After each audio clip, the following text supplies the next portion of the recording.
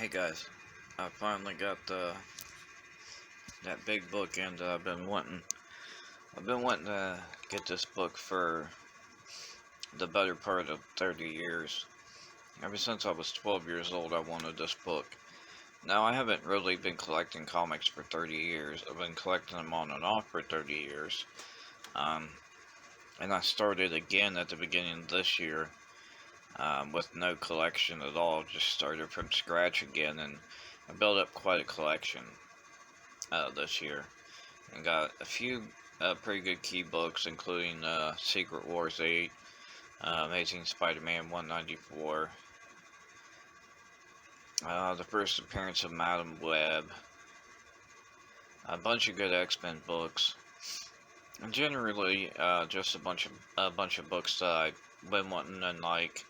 Uh, some good Silver Age Spider-Man, Amazing Spider-Man, some good Silver Age Avengers.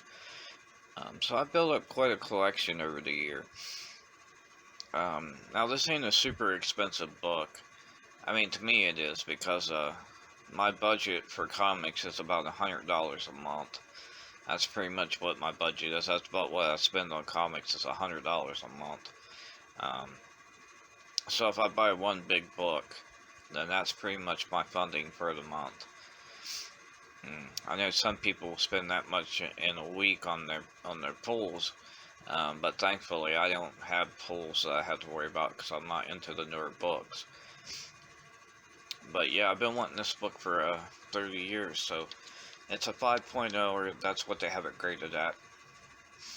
They had 3 of these available in the 5.0, and 2 of them looked worse, because when I seen that they had 3, I went ahead and messaged them. I said, well, if you got 3 of them, can I see the pictures of all 3? And they said, yeah. And I chose what I thought was the best one of the 3, so here's what I got. Avengers Annual number 10. The first appearance of Rogue. I've been wanting this comic my whole life. When I was a kid, of course, it was a much cheaper book back then, but I live in a really small town, and we've never had more than one comic shop here. And a lot of the comic shops that were here never really seemed to do very well, and they shut down. But when I first started collecting, there was 2 newsstands that you could get the new books at. And then there was a flea market type thing, more like an antique mall. It was an antique mall. And then the basement of the antique mall, they had a comic book vendor down there. And he's the one me and my friend would buy all our comics from. And then upstairs, about a year or so after that guy moved in, another guy moved in upstairs, and he had a few boxes. So we would buy some books off of him as well.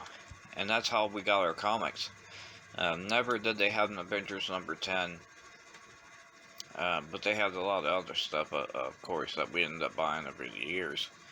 Then we had the actual comic shop open up, and it never had Avengers Annual number 10. It did either. And then the comic shop that we have now down there, they didn't have it either. So I bought this off eBay,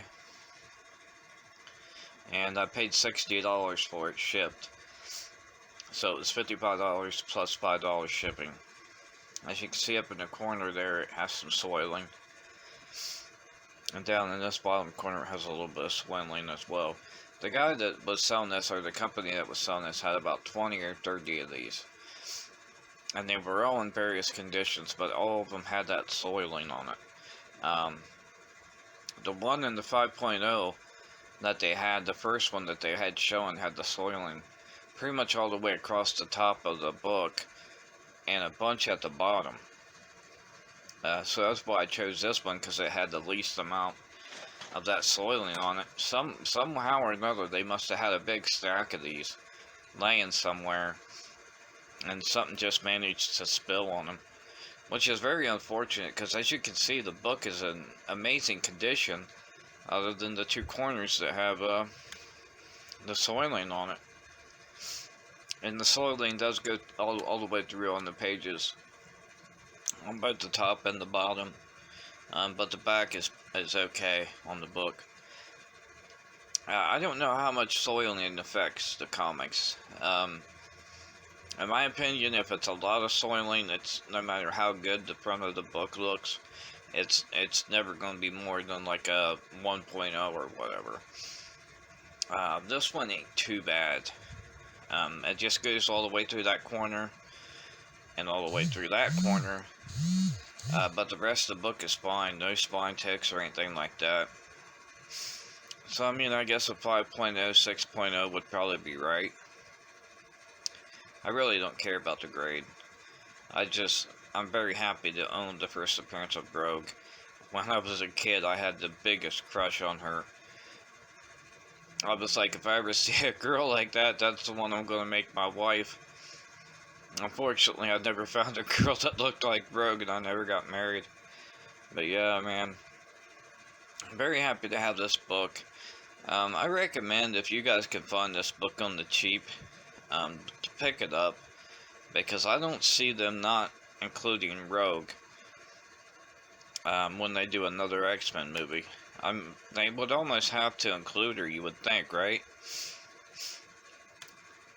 So we'll see what happens. If they include her, this book will probably skyrocket. If not, I don't care. I don't care what the value of it is. This is my holy grail. It's a book I've always wanted. It could be worth $1, but this is the book I've always wanted. So this is and always will be my holy grail, just because of the sentimental value with it. Just because it's a book I've always wanted. I always wanted this book. And when I was younger, a friend of mine, he liked Rogue too. He was a little kid, probably about 3 years younger than I was. He was probably about 8. And his mom actually found a copy of this at a yard sale that she bought for a couple dollars back then. And boy, was I jealous that this kid who barely collected comic books ended up getting the Avengers Annual number 10 that I never got. That I had boxes of comics and he barely had a small box of comics. But he let me look at it, and it was cool. It was cool to at least get to touch it back then. But yeah, man, I thought I would share this book with you guys. It has a ton of sentimental value to me. It's my holy grail. No matter what book that I get from here on out, this will always be my holy grail. Just because of the stories I have behind it. And just because I've always wanted this book. So yeah, guys. Appreciate you watching. Thanks for sitting through all my chatter. Good luck hunting for those comic books. And until next time. Peace.